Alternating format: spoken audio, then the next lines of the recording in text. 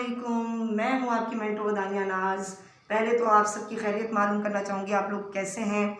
और माजरत करती हूँ आप लोगों से जो इतने दिन तक मैं वीडियो नहीं बना सकी और आप लोगों को नहीं पढ़ा सकी। उसकी वजह ये थी कि मुझे कोई बहुत ही ज़्यादा मसला था, मेरी तबीयत बहुत ज़्यादा अपसेट हो गई थी। तो इस वजह से जो मैं पिछले टॉपिक जिसके लिए मैंने एक वीडियो अपलोड की थी कि हम सर सैयद के बारे में बात करेंगे, या फिर जो उन्होंने एक दो कौमी नज़रिए की जो इस्तिलाह मुतारिफ़ करवाई थी, तो वो क्यों करवाई थी उस पर बात करेंगे। तबीयत की वजह से मैं नहीं कर पाई, लेकिन अब आप लोगों की दुआओं की वजह से अल्हम्दुलिल्लाह मैं ठीक हूँ। और आप लोगों की दुआएं ऐसे ही साथ रहें तो इंशाल्लाह आगे भी वीडियोस आपको बनाकर फैसिलिटेट करती रहूँगी। तो चलिए बैक टू दी वर्क, बात करते हैं कि सर सैयद ने क्यों दो कौमी नज़रिए की इस्तिलाह मुतारिफ़ कराई थी, या क्यों उन्होंने टू नेशन थ्योरी का जो कंसेप्ट है वो बड़े सगीर में उस वक्त मुतारिफ़ कराया था। तो वो लिंक करता है हिंदी उर्दू कंट्रोवर्सी के साथ। वो किस तरह मैं आपको आज बताती हूँ। हिंदी उर्दू कंट्रोवर्सी ये कब हुई थी? 1867 में। ये डेट आपको याद होनी चाहिए। उर्दू हिंदी तनाज़ा 1867 में हिंदुओं ने क्यों शुरू किया था? इससे पहले सर सैयद अहमद ख़ान हिंदू मुस्लिम इत्तेहाद के बहुत बड़े दाई थे, और वो ये चाहते थे कि ये दो कौमें बड़े सगीर में इकट्ठी आगे मिलजुल कर रहें, पर ऐसा हो ना सका। इसकी वजह हिंदुओं की तंग नज़री थी, और दूसरी बात यह कि वो मुस्लिम दुश्मनी भी रखते थे। अब हिंदी उर्दू कंट्रोवर्सी, जो स्टूडेंट उर्दू मीडियम के, मैं उनको बता दूं, कंट्रोवर्सी का मतलब तनाज़ा, हिंदी उर्दू का मतलब हिंदी उर्दू, कंट्रोवर्सी मतलब हिंदी उर्दू तनाज़े की बात कर रहे हैं हम, ठीक है। तो 1867 में हुआ, और बनारस के शहर से ये एक तहरीक चली थी उर्दू के अगेंस्ट। तो वहाँ से उस टाइम ही जो सर सैयद अहमद ख़ान ने, उन्होंने ये बात भांप ली थी कि अगर हिंदी को सरकारी ज़बान का दर्जा हासिल नहीं है, उर्दू को हासिल है, और ये इतनी मामूली सी बात अगर हिंदू बर्दाश्त नहीं कर सकते, तो इसका मतलब यह है कि ये दो कौमें आगे चलकर इकट्ठे नहीं रह सकती। इससे पहले सर सैयद ने खुद हिंदू मुस्लिम इत्तेहाद के लिए भरपूर कोशिशें की थी, लेकिन उसके बाद जब से तनाज़ा शुरू हुआ था, बनारस के शहर से एक तहरीक उठी थी 1867 में उर्दू के अगेंस्ट, ठीक है। तो वहाँ से सर सैयद ने फिर सिर्फ मुस्लिम जो है हकूक़ हैं उनकी बात करनी शुरू कर दी। Whenever Hindu leadership got a chance, they always tried to deprive Muslims from their rights. जब कभी भी हिंदू क़यादत को मौका मिला, उन्होंने हमेशा मुसलमान को उनके हकूक़ से महरूम करने की कोशिश की थी। यहाँ तक कि सर सैयद ने बनारस के जो कमिश्नर थे उस वक्त के, मिस्टर शेक्सपियर, उनसे भी बात करते हुए यही उन्होंने कहा था कि अगर इतनी सी बात एक ये कि जी उर्दू को क्यों सरकारी ज़बान का दर्जा हासिल है, हिंदुओं को अगर ये बात नहीं हज़म हो रही, तो आगे चल के कौमें कभी भी इकट्ठी नहीं रह सकती।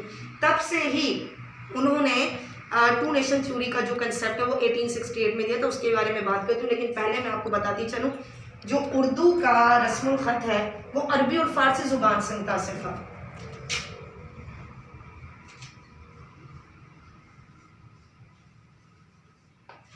किस ज़बान से ये था? अरबी और फ़ारसी ज़बान से मुतासिर था। अगर आप बात करें कि उर्दू किस तरीके से जो है ना बनी, तो वो मैं आपको बता दूं कि उर्दू जो लैंग्वेज है वो एक मिक्सचर है, एक अमलगमेशन हो, मतलब किस लैंग्वेज का, उसकी मैं बात करूं तो वो आ जाएगी अरेबिक, उसके बाद Persian language, and most of the important Turkish language, ठीक है। नेक्स्ट अगर मैं बात करूं तो 1825 में उर्दू जो है, इन 1825 उर्दू एक सरकारी ज़बान थी बड़े सगीर की।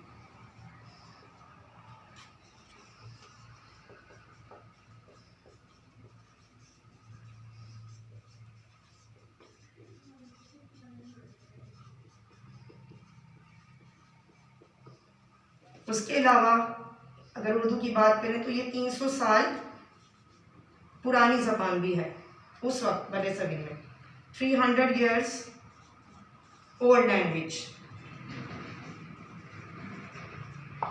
और उसके अलावा हिंदी का जो रस्मुल ख़त है वो देवनागरी था, उससे मुतासिर था, वो उस लैंग्वेज में लिखी जाती थी। और उसके अलावा अगर मैं कहूँ कि उर्दू ज़बान के क्या क्या नाम थे, सबसे पहले उर्दू ज़बान को नाम दिया गया था लश्करी। ये लश्करी जो है टर्किश लैंग्वेज का वर्ड है, लश्करी। लश्करी के बाद जो नाम दिया गया था वो था शाहजहानी।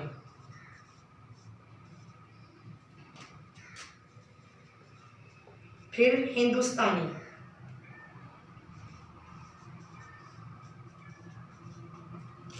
हिंदुस्तानी के बाद इसे उर्दू मुअल्ला का नाम भी दिया गया था। और फाइनली इसको उर्दू कहा गया। ये एक इंटरेस्टिंग फैक्ट है जो मैं आपको बताने जा रही हूँ कि हिंदुस्तानी ज़बान इसे किस दौर में कहा गया था। बादशाह अकबर के टाइम पे उर्दू को हिंदुस्तानी नाम दिया गया था। उसकी वजह क्या थी?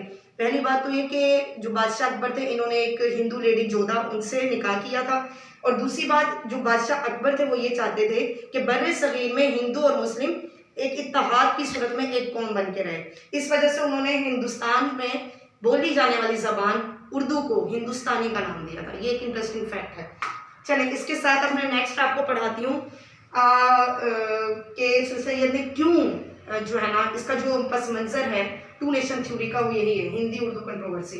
तो क्यों उन्होंने ये टू नेशन थ्योरी क्यों उन्होंने जो है मुतारिफ करवाई थी, दो कौमी नज़रिए किस तरह, क्यों उन्होंने बार बार इस पर जोर दिया और कहा कि मुसलमान हर लिहाज से हिंदुओं से एक अलग कौम है।